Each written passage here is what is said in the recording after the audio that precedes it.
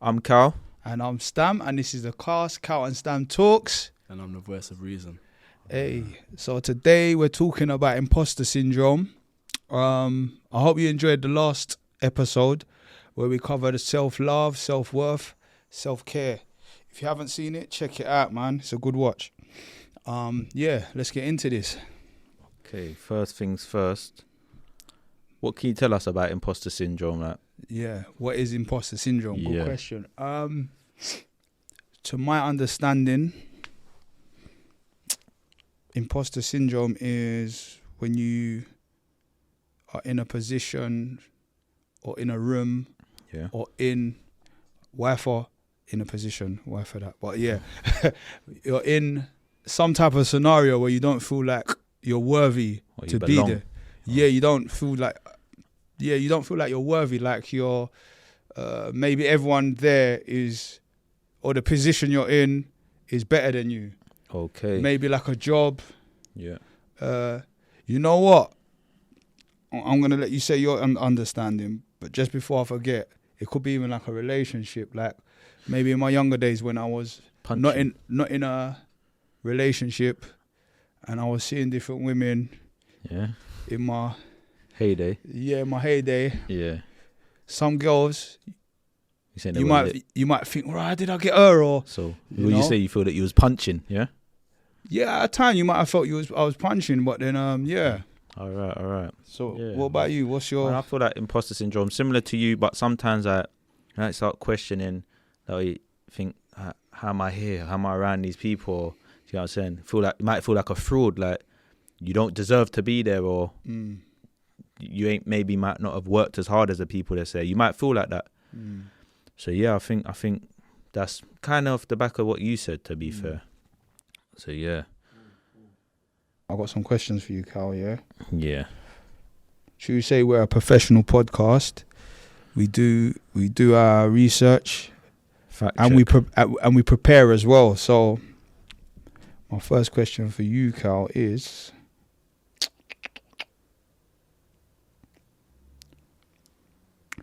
have you ever had a moment where you thought, I don't deserve this? Yeah, I do, sometimes. Can you give to us be an fair, example, a time when it's happened? Within like the within my career, sometimes I felt like that. I've had jobs where it's a bit crazy.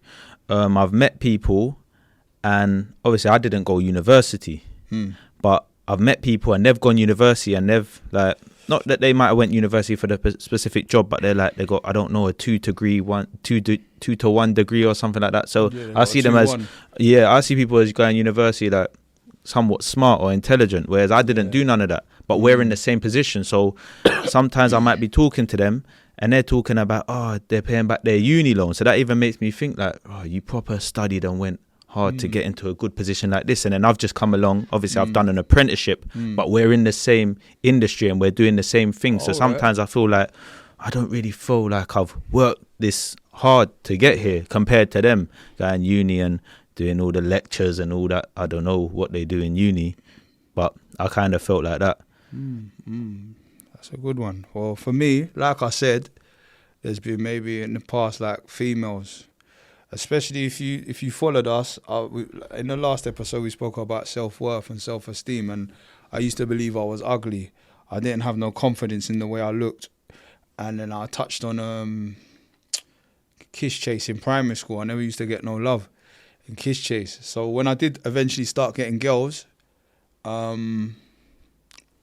it's like, and you know what, for a long while, there might have been girls that I liked, but I wouldn't go for the ones I liked. I'd punch a bit lower. Do you get what I'm saying? I would like settle for less. Like, not disrespecting any female, but just in my eyes, I won't have confidence to go for certain types of girls. So yeah, I think that's that's my answer to the question. Question number 2: What situations trigger imposter syndrome for you the most? What situations would trigger it? Yeah. Maybe I don't know, just talking to other people and like finding out their route that they did to get whatever they've done, like where they are, innit? Sometimes like it's like, I don't know, when it seems like someone's put in more work than me and got there. Do you get what I'm saying? And I feel like I ain't putting that much work, but I'm there. If you get what I'm saying. So that's kind of triggering because it makes me think, oh, like maybe I'm a fraud. How am I here? Yeah. Yeah. What is it like? What like? You mentioned work, and it sounds like that answer sounds like you kind of alluding to work. Yeah. What about is there anything else like imposter syndrome? Something that would trigger it regularly, like besides work? Like I don't know, it could just be a simple thing, like I don't know.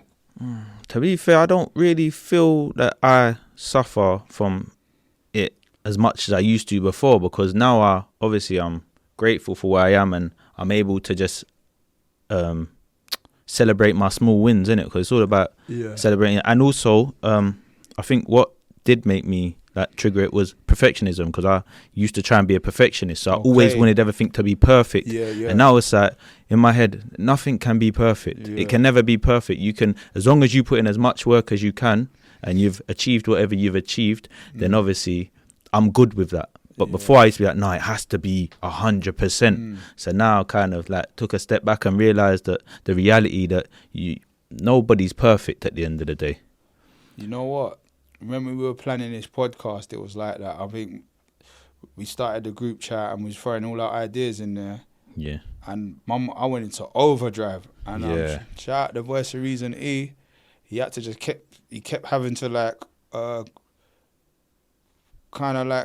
he basically kept saying, you're overthinking. Yeah, I remember that with you. I was going mad. And then when it was leading up to the first episode, I wrote one big long flipping structure, I was going crazy, and basically perfectionism. And the first episode it was it was a bit of imposter syndrome, and then after I just faded. I look forward to coming here because I know I got this. Do you get what I'm saying? So I got a question for you, Stam. Is imposter syndrome more about self-doubt or about not trusting success itself? Ask again. Sorry, I need to really think about the question. I'll say it slowly for you. Is imposter syndrome more about self-doubt or about not trusting success itself? It's closer to self-doubt. Okay. Trusting success. Yeah, there is an element of... There is an element of not believing you're going to... Or not even fathoming the success. Sometimes success seems so far off and so out of reach, out of touch. But I think it's more to do with it's more of a personal thing. It all stems from, I think, a lack of understanding. A lot of people don't understand who they are. A lot of people don't know who they are. A lot of people don't know how great they are. A lot of people don't. They might be aware of maybe they've got this skill or that talent. Like I said in the last episode, I used to look down on myself for years. I didn't realise who I was, and now I understand who I am. And I think that understanding, that's the beginning. I think that's the beginning of overcoming these types of things. It's like the foundation to a lot of things, understanding who you are. Quite a big point there, which we're overlooking, and we've probably not touched on it throughout. A few of the episodes. I was reading our analytics, and it shows that we've got viewers as our audience is as young as 16. Wow. So our range up to them. Yeah, our range is from mid-teens to 40s plus. The point I was going to make is the age we are now. Even still, there's still self-doubt at times. Yeah. Wow. There's still points where we don't necessarily know ourselves fully. So as a teenager, as a young man, a young woman, going into your 20s, even going into your 30s, there's still time to understand yourself and your identity and who you are and what you are able to achieve. Do you know what I mean? So try not to be too hard on yourself. That's the message. That's a message for our younger audience, And even I see celebrities saying, certain celebrities, maybe musicians, they say just before they go on stage, they still get nerves and anxiety. Because they're human. There's world-class pop stars and superstars Yeah. You know, world-class people, and they still encounter it. So yeah, man, it's normal, I think. I think it's a bit of both. I feel that some of it is self-doubt because obviously, basically you're doubting yourself, but also it's about trusting. Could you say trusting the success? Could it be like trusting the process for another one as well, or would it be a bit different? Success is usually the end goal. The end goal. The outcome. Not So the journey. basically, just going off of what you said yesterday about not being able to leave the house and stuff like that, you trusted the success. Do you get what I'm saying? Yeah, So obviously, I feel that it's just a bit of both. Like it is self-doubt, and it's like it's the journey that it may take, the time that's what might put people off. Do you get what I'm saying? So I'd say it's just both, really. Where do you think that self-doubt stems from? Self-doubt, I feel it stemmed from anxiety. It can anxiety, just growing up. It might be even like down to parenting. That your parents might be too hard on you. They might be all for education and stuff like that. So it can stem from anything, even friendship groups, or just it could be. Yeah, a lot of it's anxiety, I feel like, to be fair. Try and elaborate more on the friendship group side of things. So friendship groups, just for our viewers and stuff, they're going through this as well. Yeah. So imposter syndrome. How does it work on friendship groups? My mind's gone blank. Imposter syndrome. What do you mean? Like maybe if your circle is doing better than you, but you perceive them to be doing better than you, or like high achiever. If you're around so if you're around like high achievers, then it's like. And you might not be the highest achiever or whatever, then you might feel like you shouldn't, like you might not always be achieving all the time, where they might always be hitting their goals, but you're not always hitting them. So you might feel like, I'm not a fraud or whatever. Or you might, like when I say like people putting in more effort than you, say some people are good at stuff. Some people are just naturally talented, but it might not take them as much effort to be as. Do you get what I'm saying? Like some footballers are, some people are sick at football, but they might not train as much as other people. So they might just feel like, he's training like 5 days a week, and I'm only turning up to training twice, and I'm better than him. So even not you're better than him, but you feel like I shouldn't be here because I'm not even putting in as much work. Do you get what I'm saying on that? What do you mean? You shouldn't be here because you're not putting in as much work because you've got the talent. Yeah, so you're talented, so you're just naturally good, but you're not. So the good player, the person who's sick at football, for example, they're having imposter syndrome. By seeing someone else's effort levels. And the work. When you say that, then I relate to that. I relate to certain scenarios where, I just think, I should be. And a lot of stuff can be luck. A lot of stuff can be luck. Yeah. For example.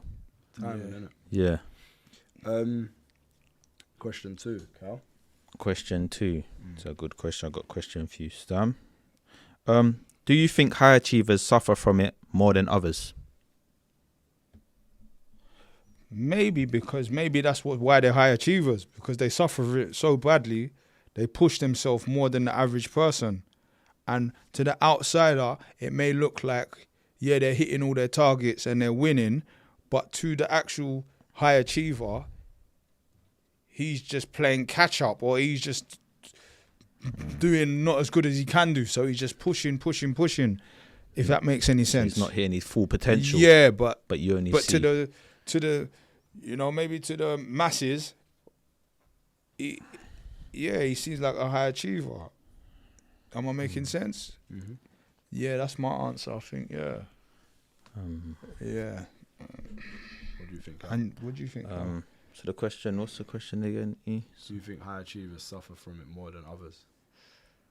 Imposter syndrome. It depends what they're achieving, to be fair. I think that obviously I wouldn't say low achievers. I think everyone just suffers from it in all different ways, shapes and forms.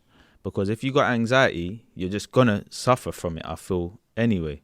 Like, it could be in the workplace, you might not be, it could be any job. But you might feel that, I don't know, this person gets more sales than me so I feel that I don't know, commission only, for example, real estate or something like that, someone might get more commission than you because they do whatever. So I feel that it's not just high achievers. I think it's just anyone, really. That's just me personally, just looking at it like that. Yeah, no, I feel you. There's something what I wanted to touch on. So basically, what do you think the cause of imposter syndrome is?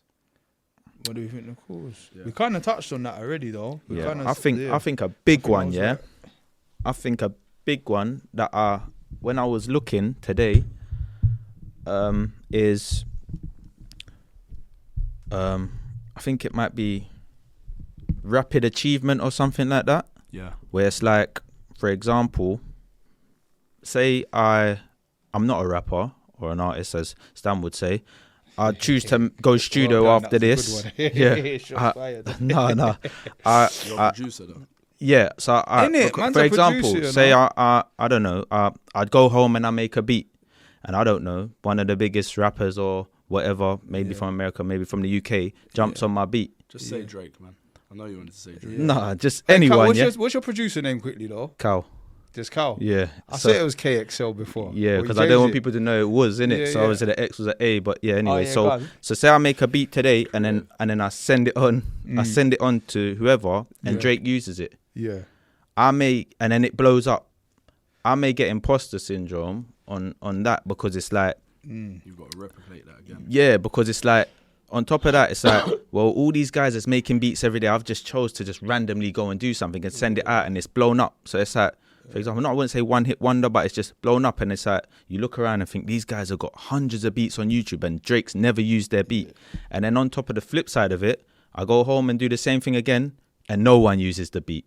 So it's like, so imposter syndrome. Because it's like, you're not, it's not the same thing. Yeah. So I think that's a good example of like rapid achievement. I can't help but feel your directive because you sent me a couple beats that I ain't used that I ain't used No. yet. But I've used a couple of your beats. But that's part of the game, innit? Yeah. Obviously, if you're not feeling it, you're not. No, It's not going to be for everyone. No, but it's probably not for just didn't everyone. even No, go back 100%. into it. It's You not get what I'm personal. saying? I ain't got imposter syndrome over that. Not worry. Yeah, but yeah, I think I kind of answered that already. I think it was like my answer was not understanding who you are. So it's probably more the subcategories I'm aiming towards. So Yeah. perfectionism we touched on, Yeah. But connected to perfectionism, do you feel like setting impossible standards? Yeah.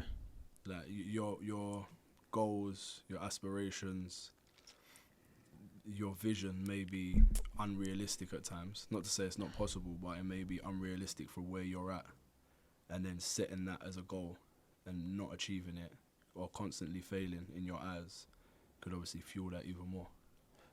No, if you man. wanna I think be a if that was the case, it would just make me just disappointed. But I don't think it would feel imposter syndrome per se.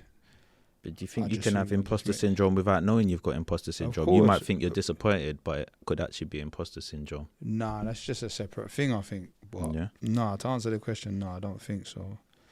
I was going to say what you just said, Cal. You know, with regards to making a beat, Yeah. just throwing it out there and it's sticking to a rapper and it blowing up, Yeah. or a musician, would you put that down to consistency? Consistency. Yeah. No, because I've just done. If I'm consistently doing it, then I wouldn't feel the imposter syndrome because I've actually been doing it. But you see, like when you just do it and it just blows up for some reason, it's like then I start kind of feeling like a fraud because it's like, and then especially if I do it again and it don't go where it went, then it's like, well, maybe it was just like a fluke. Do you get what I'm saying? What? That's the imposter syndrome. But then obviously on the flip side of it, how I'd look at it is it's life. Like I said, not everything is always gonna hit 100. Of course. So that's a message for people. Just because it worked one time, it might not work the second time, but you have to keep going because consistency. That's what I'm talking about. So that's what I was trying to tag it to. Okay, yeah. You may do it once, it may work, like and you try it again and it doesn't work. Prime example But with you gotta keep going. If that's your passion, you gotta keep going. The same as this. Prime example is our TikTok that we was talking about today. Like we've been posting and we've been getting decent views, and then one video went and just. But if the other videos didn't get as much, but it's like we ain't gonna be like, oh no. Yeah, no, you just gotta keep you just going. gotta keep going. You gotta keep going, man. Stick to the program. How do you feel social media feeds into feeling like you're not good enough, Cal? That's a good question. So I feel that social media feeds into it because you see a lot of different posts on social media, and there's a lot of comparisons, and there's sometimes I see posts about, oh, you shouldn't sleep for this long, or you should be up at 7 and to become successful, and all these things, all of them stuff. And I get it. It works for some, but sometimes it don't work for others. So it's like, you might watch it and you see a successful person and be like, I don't sleep. You know what I'm saying? Yeah. Wake up. You ain't got time to sleep. You get what I'm saying? The market's been open at 8 and that, and you think, oh my gosh, the market's open now. I need to get this money. But it's like, it don't work for everyone, innit? So that's where people start thinking, I need to be up at this time. If I'm not up at this time, I'm not going to be able to be successful. So you, like I said before, I don't think I've said it on here, but it's like, when you watch something so much, you start believing it. Yeah. Especially when you're indulging in stuff. So that's why I feel like it can make you feel like you know some of the posts say, then I wouldn't say they're negative. Some of them are motivational, but it's the way how they're worded can make some, because people look at things differently. It can kind of it's not what it's saying, it's what it's not saying. It can kind of put you down. Yeah, so that's why I feel like if you're not doing what that post says, you feel you might. Yeah, because I'm pretty sure there's a lot of successful people that be like, well, I woke up at 10 today. Yeah. I rolled out of bed at 1. Gosh. It all depends what your profession is or whatever you're doing. Yeah, well, there's a saying, every man does his thing a little way different. Like, puss and dog ain't got the same luck. Okay. And also, just all that sort of success stuff, all that advice online.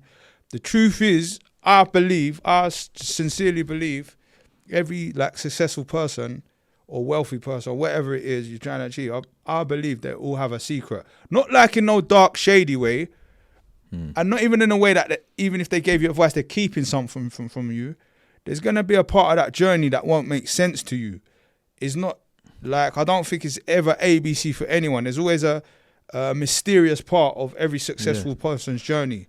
So even if you're taking their advice and following step by step, it ain't gonna work like that for you. You gotta find your own way. So that's why I feel that social media is like that. That's why I look at the motivational quotes, but I take them lightly, because my life is my life, and I might not be able to get up at 8. I might have did a night shift or something. You know what I'm saying? The market's open. So it's basically about trying to just be proud of yourself for what you do and how you do it. Do what works for you.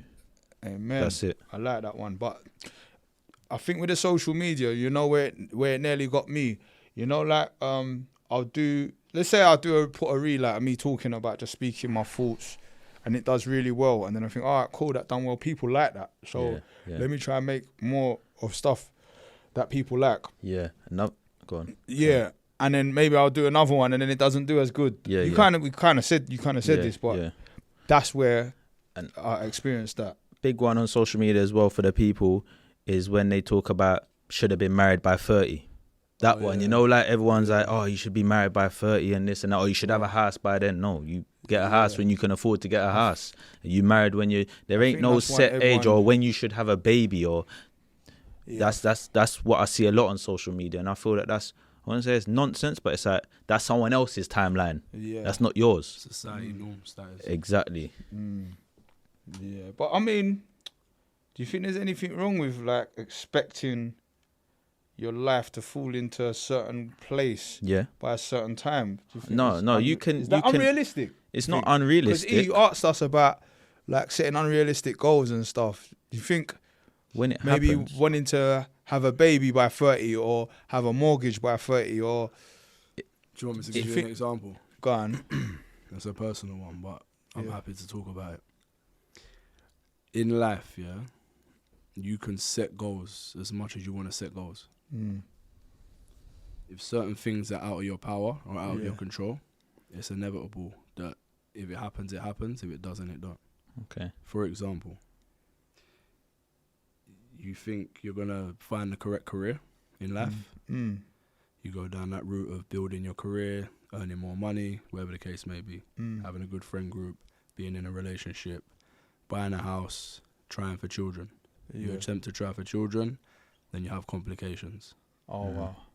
You put all of the pieces in place, all of the pieces of the puzzle fall into place, and the one thing you're working towards, because you want to structure it in a certain way, and it's supposed to happen like that, it doesn't happen like that. So that one thing, that one last piece to the puzzle, you do everything, but you just haven't got the that's power to make it happen. Yeah, it's out of your control. It's nature. Wow. Yeah. So due to that, sometimes it can send people the wrong way.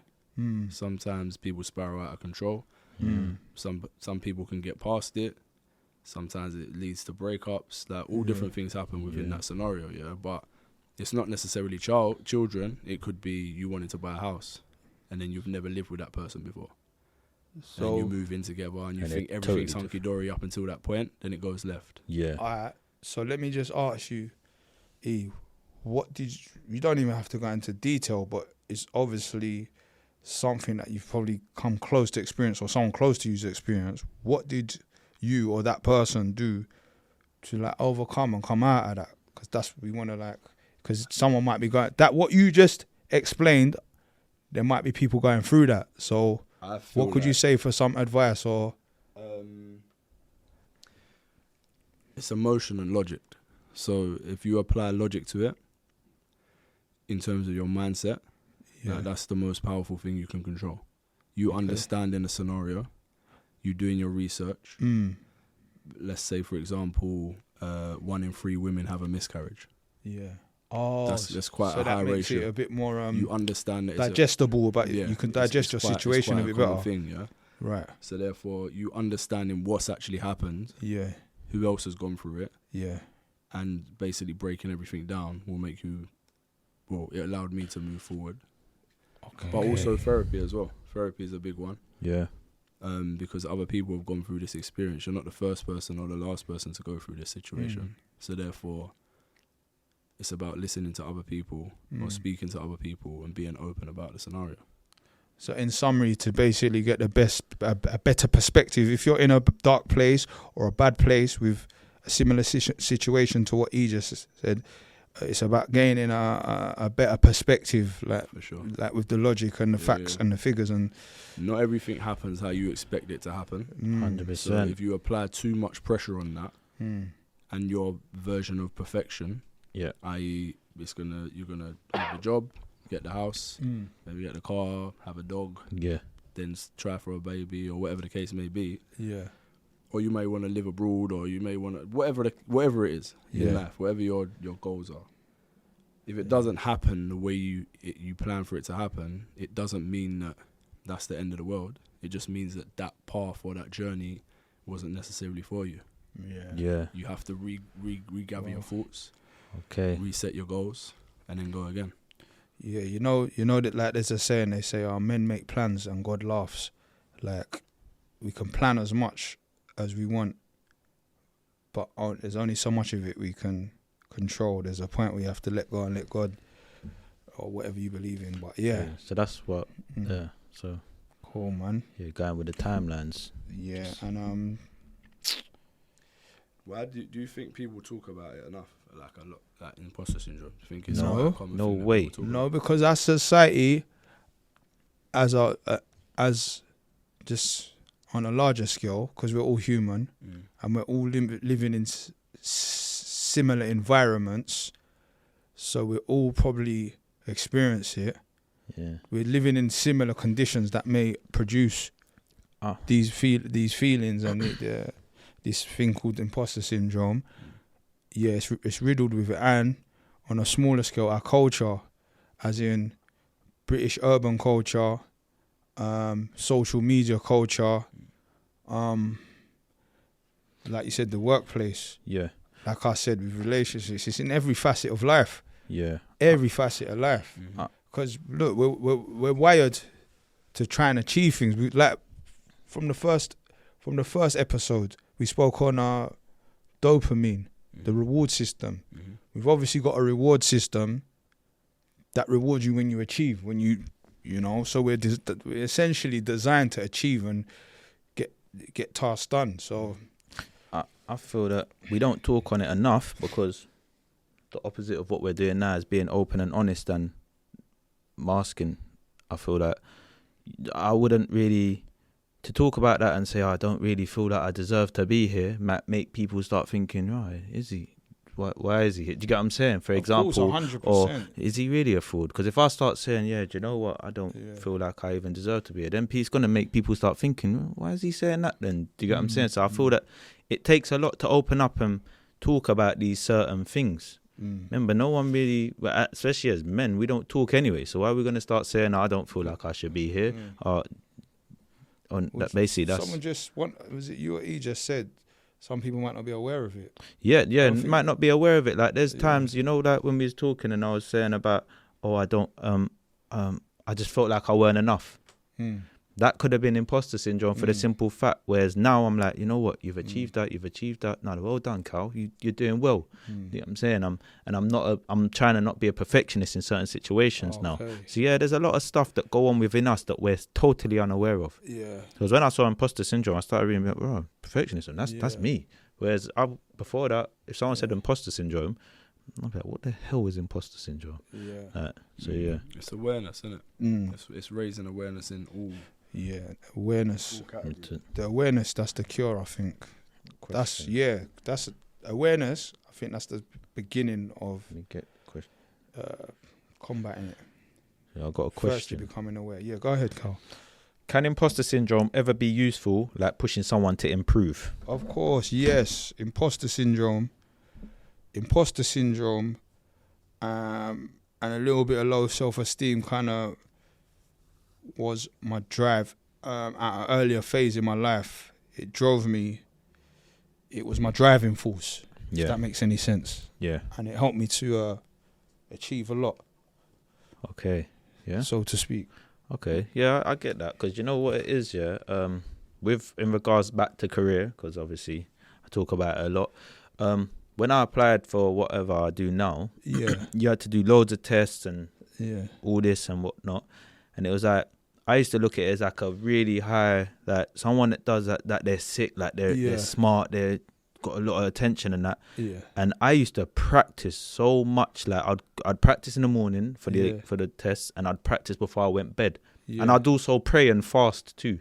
Yeah. So serious? I felt like I would put in that extra work because I'm like, this is a big thing to me. So it's like I didn't want to feel like I really just got it off the back of it, like by luck or anything. I really went to work for it.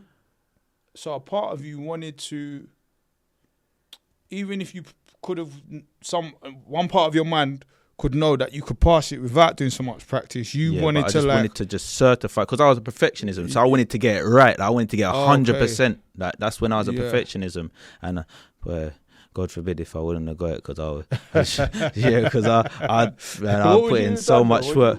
I would have just probably spiraled, innit? Like, I can't lie. I would have probably just got depressed or something. I would have been like, all this and whatnot.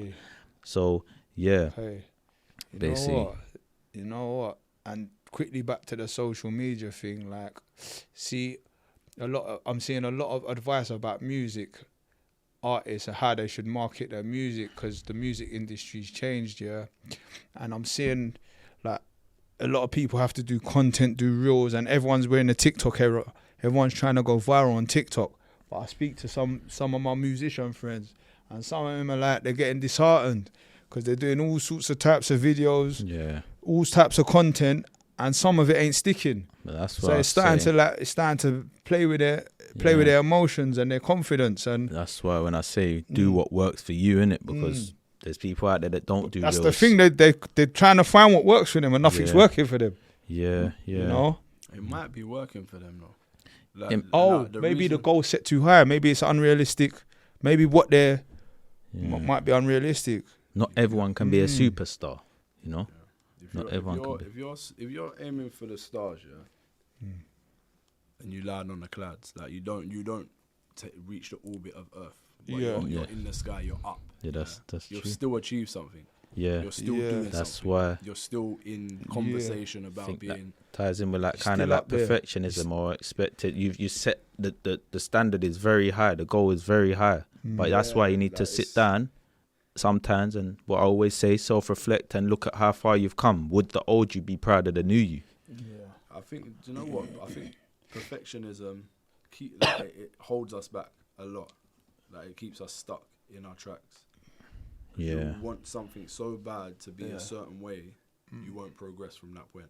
You'll keep retrying that same thing over and over again. So you know what? Big up to you, E, because if we didn't have you to say you're overthinking it, we won't have this today. So this is a prime example of what you can do when you don't overthink, when you don't try and make everything perfect.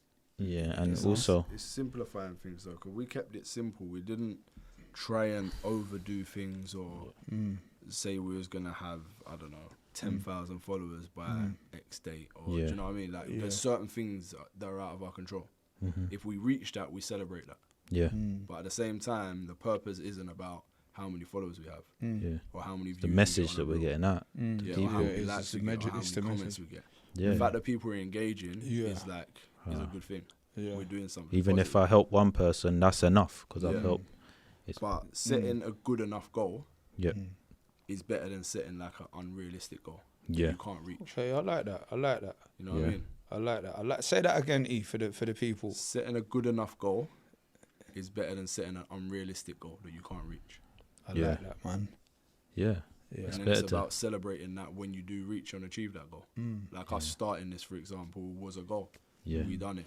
We celebrated it yeah, when I And- grabbed the Nando's. And You know then what I mean? look, season 1's going to be roughly about 10 episodes. Yeah.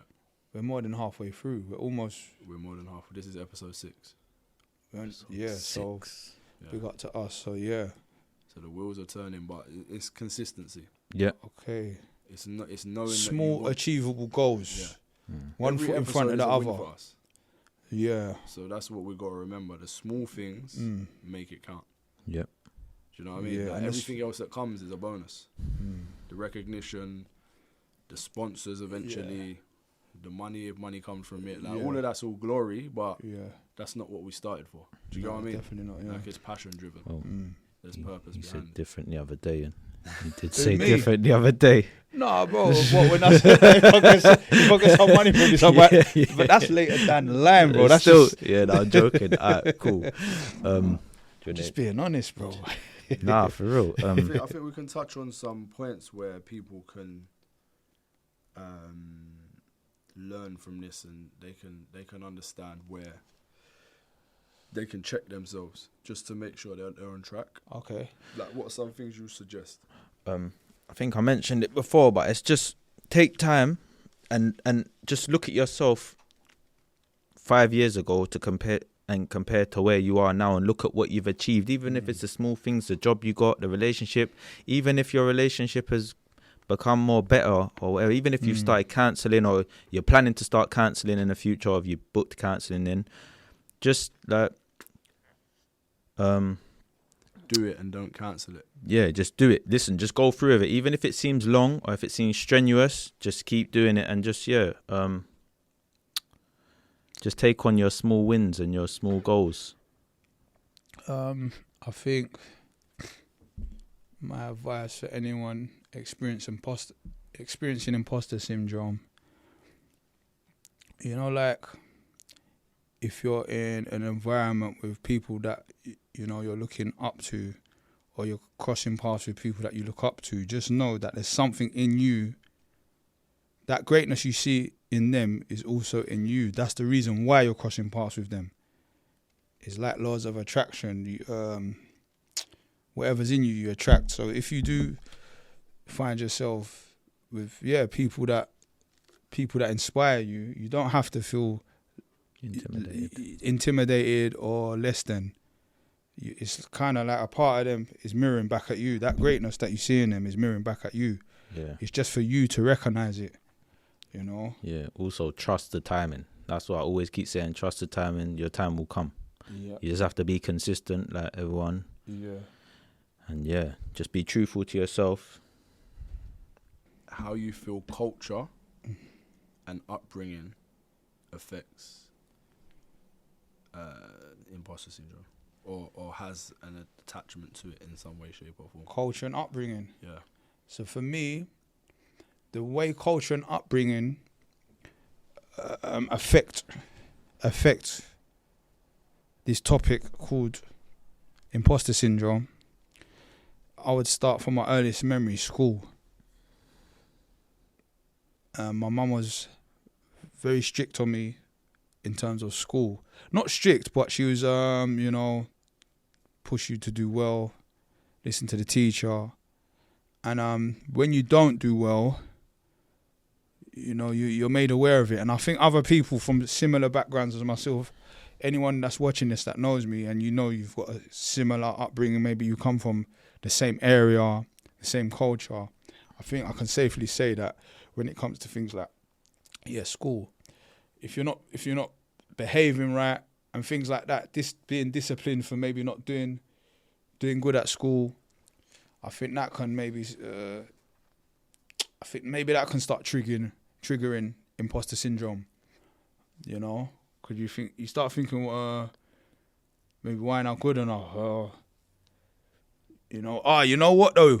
That even reminded me. You know, when I used to write really slow. Everyone used to write fast. I could never finish tests. You know, like GCSE. Mm-hmm. For some reason, any type of test, I can't finish it on time. I overthink it. Mm-hmm. I never finish tests. So that used to F with me big time. Mm. Like all my GCSEs, a lot of the tests I didn't finish. You know what's mad, yeah?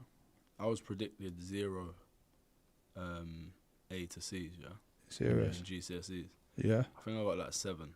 But I wasn't mad academic in school, yeah? Yeah. Like in secondary. I was wise, smart, and like I had whatever else, but common sense. Mm. But like you say, in a classroom setting, I think my attention was here, there, and everywhere. It wasn't focused on what the objective was. So therefore, if there was a test or we was working on something, I wouldn't be focused on that. Yeah, my mind will be gone. I don't know. I haven't defined what that is or diagnosed what that is, and to be honest, that's irrelevant right now. But I know in that setting, it wasn't for me. Do you know what I mean? Yeah, 100%. When it comes to test day, I was able to do what I had to do on the test, but maybe because I was more locked in and focused. Yeah, so you could do out on the test, but the classroom setting. Yeah, it may have. So the classroom setting, I was alright, but the test, I just had anxiety, and I used to just be trying my everything to finish the test in time. You know, and so that's my answer for culture and upbringing. What do you think, Kal? How can culture and upbringing affect you? I feel like if your parents put a lot of stress on you, in some cultures, I have some friends, their parents just wanted them to be doctors and stuff like that. Sure. So it's and that's not what they want to be and stuff like that. So I feel like there's been times I feel like I've had imposter syndrome. Like, see that all of my friends and that, they all do stuff in the industry. Yeah. And sometimes I'll be out with them and I'll be like, why am I here? Like, who am I? Like, I'm just here because I'm the friend. So I'm not, I make beats, but no one really uses them. Do you know what I'm saying? So it's like, but they might be rappers or MCs, so they're known. And I'm just there, just tagging along. So I'd feel like, kind of like a fraud, because why am I in this industry place here? That even that might be in studio around people. Yeah.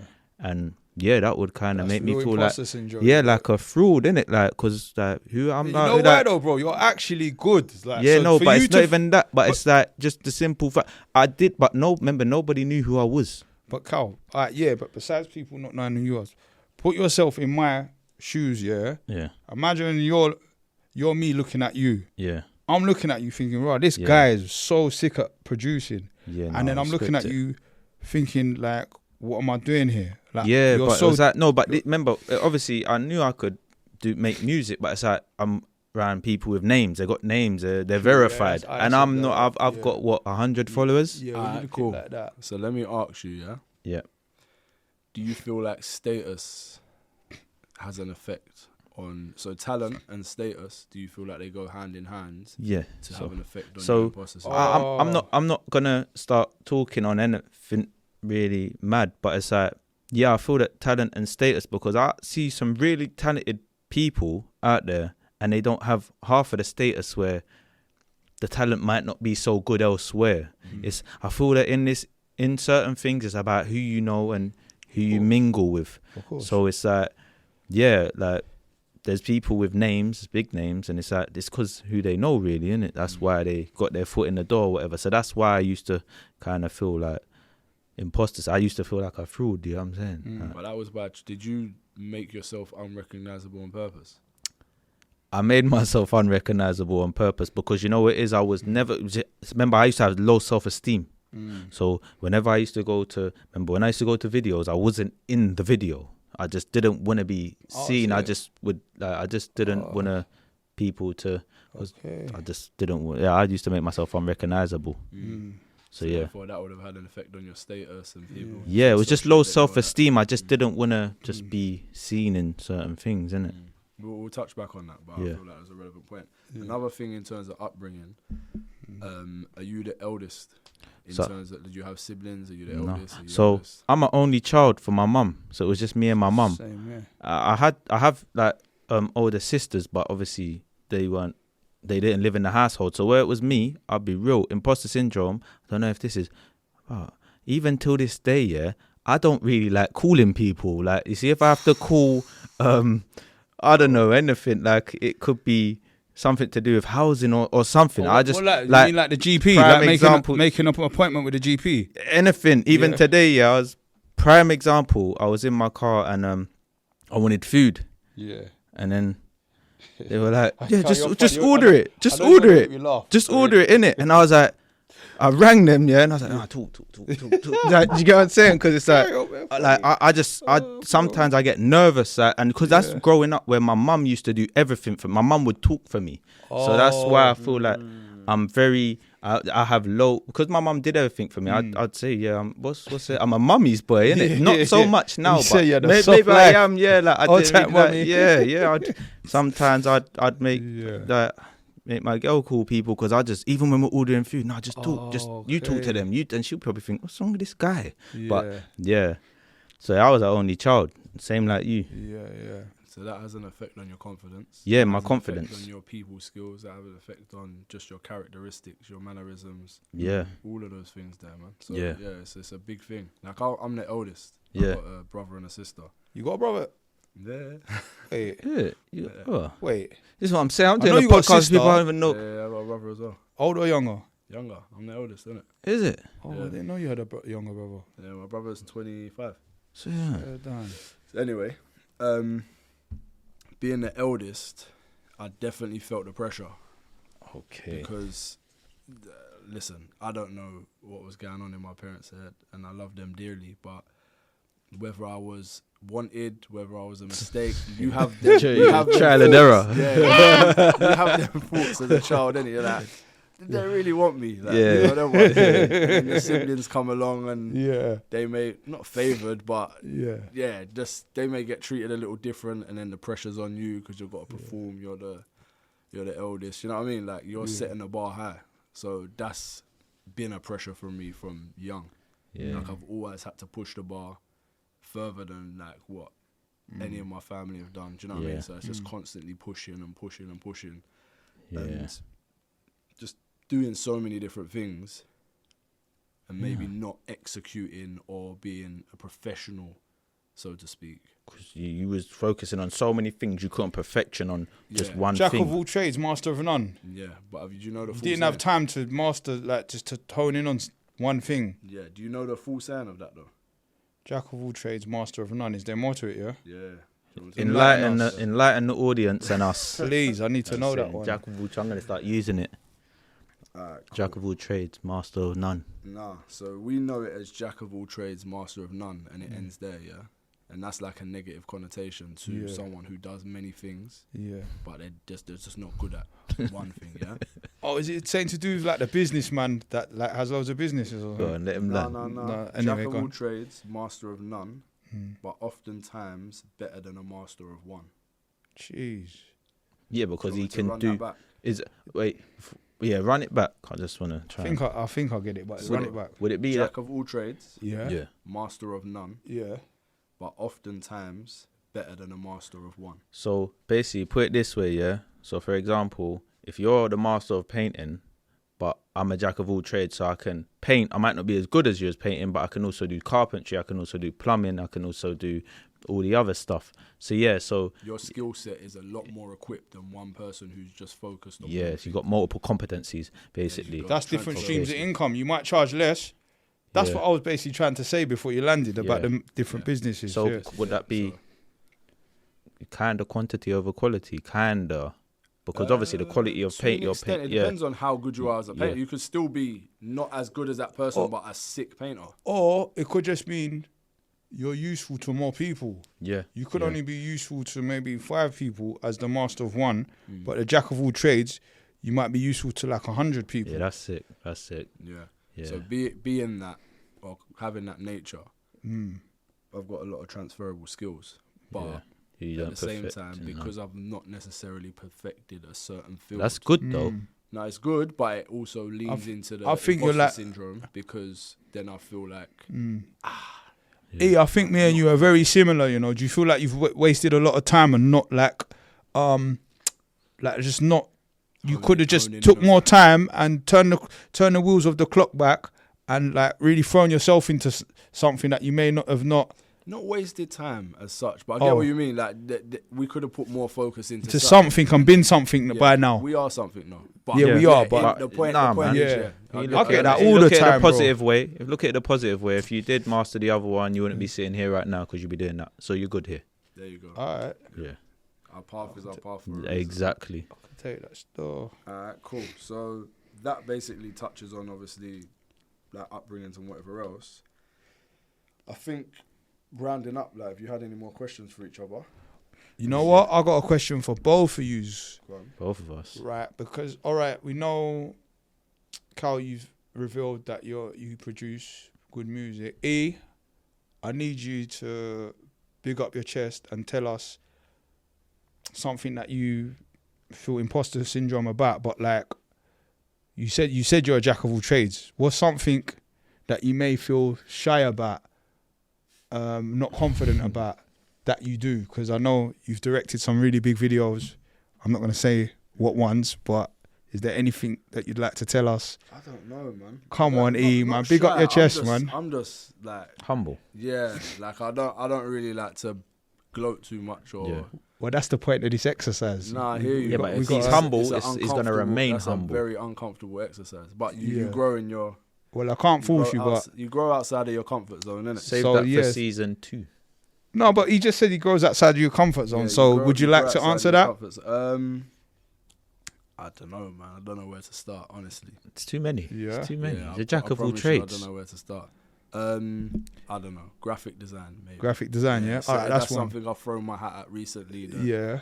I'm doing quite a few bits with, and it's working. Awesome. And sticking. Yeah. So, all right, cool. What about yourself, Kal? Besides, you've revealed that you do producing. Yeah. You've revealed, you haven't said the job you do. You can keep that personal. Yeah. Something else that like you feel. Perspective. Yeah, maybe creative or skills, or like you might be good at painting, or I don't know. I'm sick at painting. Like painting houses. What am I good at? Are you? Do you know what? See, that's what. Look, see when you just said that. Sorry, Kal. Yeah. You said that with your chest. Yeah, I'm sick at painting. No, I'm good at. I believe in everything that I do. Yeah. But that's an example of something you wouldn't think of. All right then. I'm not sure. You know, I'm not too sure. It might be the music. It might be. To be fair, there's a few things, but it's an on the spot one right now. Yeah. What would you say yours is?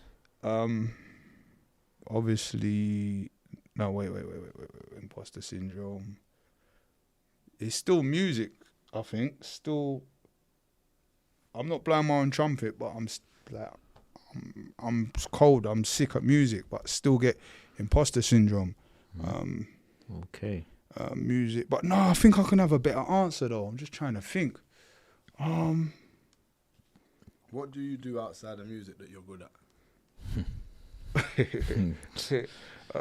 Without focusing too much on something, just like what you're good at making money. You're I'm a businessman, entrepreneur. That's what. Yeah, I've always heard that about you. Yeah, I've always heard that about definitely you. something to tip entrepreneur. I'm really good at cooking.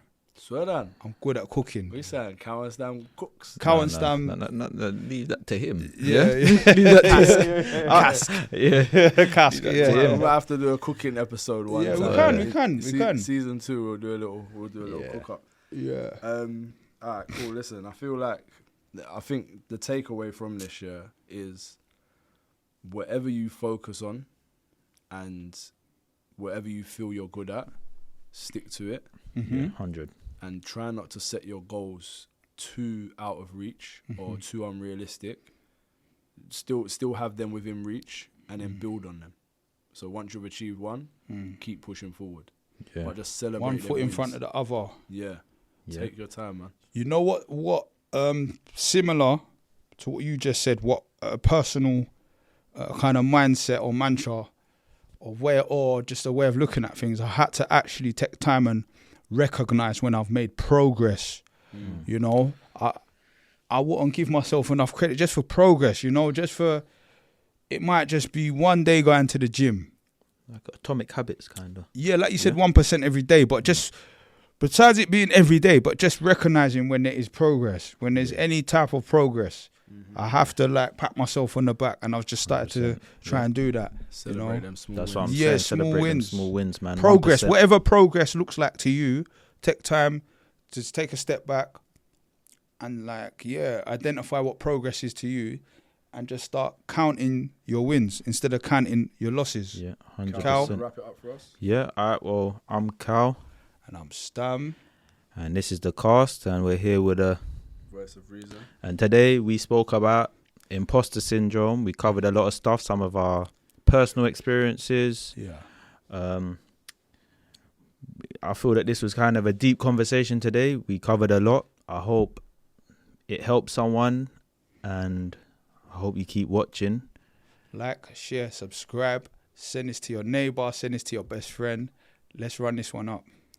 All right.